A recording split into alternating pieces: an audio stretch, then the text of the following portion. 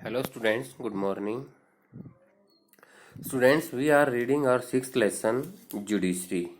And in the last video, we have discussed about what is judiciary, why do we need an independent judiciary, and today we will start from protection from personal criticism. इसमें क्या दिया गया है? जजेस are protected from criticism, जजेस को criticism से बचाया जाता है. Judiciary have the right to punish the persons those who are found guilty of contempt of court. यहाँ पर उन लोगों को सजा देने का अधिकार दिया जाता है जो अपराधी पाए जाते हैं कोर्ट में. The parliament should not discuss about the behaviour of जजेस. पार्लियामेंट में जजेस के बिहेव के बारे में डिस्कस नहीं होना चाहिए. फिर आता है separating judiciary from executive. Judiciary को एग्जीक्यूटिव से अलग रखा जाता है. The main duty done by executive is to rule the nation, so they are separated from judiciary. ये मेन ड्यूटी होती है एग्जीक्यूटिव के द्वारा कि जो शासन किया जाता है राष्ट्र में उनको अलग किया जाए जुडिशरी से. If executive got the duty to implement justice, the idea of independent judiciary should be lost. यदि एग्जीक्यूटिव अपनी ड्यूटी लेती है इम्प्लीमेंट करने के लिए न्याय को, तो the idea of independent judiciary should be lost. तो इंडिपेंडेंट जुडिशरी का आइडिया वो खत्म हो जाएगा.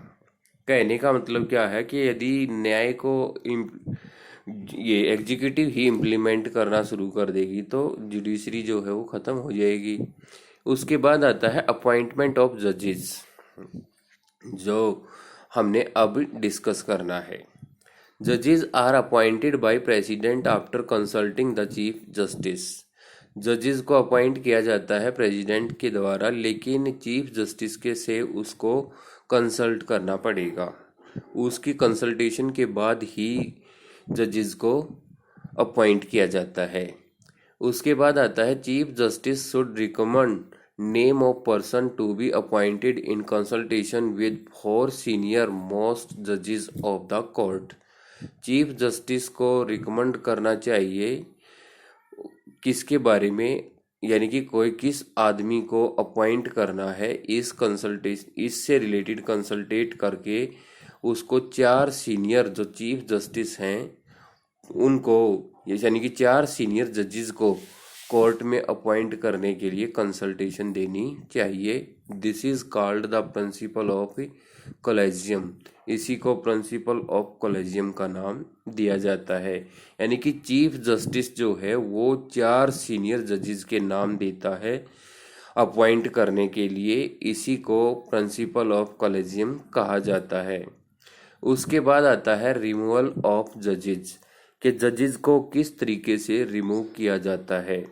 In the case of constitutional violation, अगर जज कॉन्स्टिट्यूशनल वायलेशन करता है यानी कि संवैधानिक रूप से वायलेट करता है, तो उसको उसके पद से हटाया जा सकता है. बाय मिसबिहेवियर, अगर जजेस के द्वारा मिसबिहेव किया जाता है तो भी उसको उसकी पोस्ट से हटाया जा सकता है. इनएबिलिटी के केस में भी जजेस को हटाया जा सकता है. फॉर द रिमूवल ऑफ जजेस the special majority in both houses of parliament is needed. Parliament के दोनों हाउसेज की स्पेशल मेजॉरिटी जो है वो चाहिए जजेस को हटाने के लिए. स्पेशल मेजॉरिटी होती है 2/3 और सिंपल मेजॉरिटी होती है more than half. Structure of judiciary. Structure of judiciary में क्या दिया गया है? हमारे यहाँ इंडिया में 3 टाइप्स ऑफ कोर्ट दिए गए हैं. सबसे ऊपर होता है सुप्रीम कोर्ट. सुप्रीम कोर्ट सर्वोच्च न्यायालय के नाम से हम इसको जानते हैं. उसके अंडर होते हैं स्टेट हाई कोर्ट्स, तो ये उच्च न्यायालय होते हैं, और उनसे नीचे जो होते हैं वो लोअर कोर्ट होते हैं. तो इसको हम स्ट्रक्चर ऑफ जुडिशरी को देखते हैं तो सबसे ऊपर कौन सा पढ़ा हमने? Supreme court. उससे नीचे हाई कोर्ट और उससे नीचे लोअर कोर्ट. तो सुप्रीम कोर्ट के बारे में पढ़ते हैं. Supreme court was known as federal court of India. Supreme court को फेडरल कोर्ट के नाम से जाना जाता है इंडिया के। उसके बाद at the time of British rule which is established in 1935, यानी कि फेडरल कोर्ट कब माना जाता था? ब्रिटिश रूल के टाइम पर, और इसको 1935 में एस्टेब्लिश किया गया था। क्वेश्चन बनता है कि सुप्रीम कोर्ट को कब एस्टेब्लिश किया गया था? तो कब किया गया था? 1935 में। और ब्रिटिश रूल के टाइम पर इसको क्या कहा जाता था? फेडरल कोर्ट कहा जाता था। नेक्स्ट जो पॉइंट बनता है, it was renamed into supreme court on 28 जनवरी 1950। तो पहले फेडरल कोर्ट था, तो सुप्रीम कोर्ट का नाम इसको कब दिया गया? 28 जनवरी 1950 को। There is no right for the जज of supreme court to establish a relation between ordinary people. यहाँ पर कोई अधिकार नहीं होता किसी जज के लिए सुप्रीम कोर्ट के कि वो किसी साधारण आदमी से रिलेशन बनाए। क्वालिफिकेशन टू बी ए जज इन सुप्रीम कोर्ट। सुप्रीम कोर्ट का जज बनने के लिए क्वालिफिकेशन क्या होनी चाहिए? सबसे पहले तो वो सिटीजन ऑफ इंडिया होना चाहिए।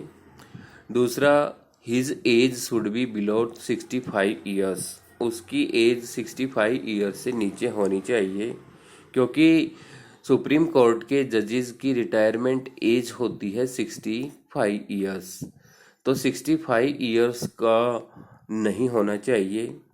He should have experience as जज in high court for 5 years, और उसके पास हाई कोर्ट के जज के रूप में 5 साल का एक्सपीरियंस होना जरूरी होता है। उसके बाद आते हैं powers of supreme court. Supreme court की पावर्स क्या हैं? Original jurisdiction. तो इसमें क्या दिया जाता है? The cases which begins and ends in the supreme court itself is known as original jurisdiction. जो केस सुप्रीम कोर्ट में शुरू होते हैं और ख़त्म होते हैं, वो अपने आप में ओरिजिनल ज्यूरिडिक्शन का नाम, ये ओरिजिनल ज्यूरिडिक्शन के रूप में उनको जाना जाता है। तो ओरिजिनल ज्यूरिडिक्शन क्या होता है? जो केसेस सुप्रीम कोर्ट में शुरू होते हैं और वहीं पर ख़त्म हो जाते हैं। Legal disputes arise between central and state government. जितने भी कानूनी लड़ाई होती है स्टेट और सेंट्रल गवर्नमेंट के बीच, उनको देखता है। फिर आता है अपीलेट ज्यूरिडिक्शन। तो अपीलेट ज्यूरिडिक्शन में the cases does not begins in supreme court but they are transferred from the high court to supreme court to reconsideration.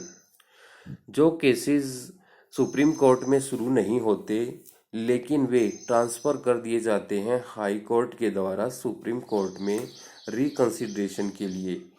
जैसे कि कोई भी केस हाई कोर्ट के द्वारा सुप्रीम कोर्ट में ट्रांसफ़र कर दिया जाता है, तो उसको अपीलेट ज्यूरिडिक्शन कहा जाता है। इसमें सेकंड पॉइंट दिया जाता है क्रिमिनल केस। जो क्रिमिनल केस होते हैं उनको भी शामिल किया जाता है।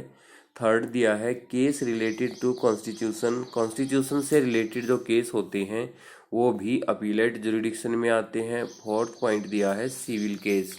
सिविल केस भी और इसमें शामिल किए जाते हैं। उसके बाद आता है एडवाइजरी ज्यूरिडिक्शन। एडवाइजरी ज्यूरिडिक्शन में क्या दिया है? फर्स्ट पॉइंट दिया है the supreme court enjoy the power of advisory jurisdiction. Supreme court advisory jurisdiction की शक्ति के रूप में भी काम करता है। एडवाइजरी ज्यूरिडिक्शन का मतलब होता है सलाहकार के रूप में भी काम करता है। सेकंड दिया है the president of India can refer any matter of a public importance to the supreme court for its opinion. President of India वो क्या करता है? रेफर कर सकता है किसी भी मैटर को, पब्लिक इम्पोर्टेंस से रिलेटेड जो मैटर होता है उसको सुप्रीम कोर्ट में ओपिनियन के लिए रेफर कर सकता है।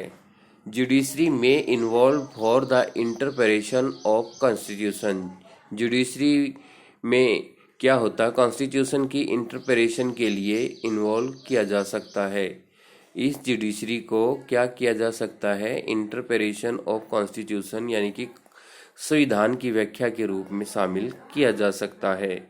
उसके बाद आता है रिट। इसके बारे में आपने पहले भी सुना होगा और पढ़ा भी होगा। If there is any violation in the fundamental rights we can approach supreme court according to article 32 कि यदि हमारे फंडामेंटल राइट्स को वायलेट किया जाता है तो हम आर्टिकल 32 के तहत सुप्रीम कोर्ट का सहारा ले सकते हैं या सीधे सुप्रीम कोर्ट में जा सकते हैं। In such cases court can propagate some laws is called writ jurisdiction. इस तरह के केसेस में सुप्रीम कोर्ट जो है वो कुछ कानून बनाता है और उसको हम रिट जुडिक्शन कहते हैं। तो यहाँ तक का मैटर आप अपनी बुक से लाइन टू लाइन पढ़ेंगे और 20 क्वेश्चन पहले की तरह आपने बनाने हैं और अपनी नोटबुक में लिखने हैं। Thank you.